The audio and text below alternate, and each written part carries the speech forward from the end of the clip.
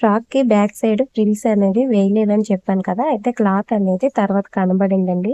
ఇక్కడైనా నేను ఈ ఫ్రాక్‌కి ఫ్రిల్స్ ఈజీగా ఎలా పెట్టుకోవచ్చో చూపిస్తున్నాను. ఫస్ట్ ఇక్కడ నేను స్టిచ్ అనేది దూరంగా పెట్టేసాను. తర్వాత క్లాత్‌కి సెంటర్‌లో ఫ్రిల్స్ కావాలి కాబట్టి నేను క్లాత్‌కి సెంటర్‌లో వచ్చేలాగా ఇలాగ మనం హ్యాండ్స్‌తో క్లాత్ అనేది ఫోల్డింగ్ చేస్తూ స్టిచ్ చేసుకోవాలనమాట.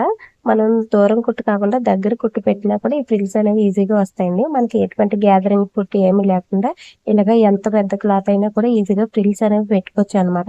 ఫస్ట్ మనకి కొంచెం కష్టంగా అనిపిస్తుంది. కానీ ఒక 1 మినిట్ స్టిచ్ చేసేసరికి మనకి లాజిక్ ఏంటనేది అర్థమవుతుందనమాట. జస్ట్ క్లాత్‌ని ఇలా ఫోల్డ్ చేస్తూ 2 హ్యాండ్స్‌తో నెట్టుకోవచ్చు. లేదంటే ఒక హ్యాండ్‌తో సెట్ చేసుకొని ఒక హ్యాండ్‌తో కూడా స్టిచ్ చేసుకోవచ్చనమాట. ఇలా మొత్తం ఎంత పెద్ద క్లాత్ అయినా పిసుగు అనేది లేకుండా ఫ్రిల్స్ అనేవి స్టిచ్ చేసుకోవచ్చండి.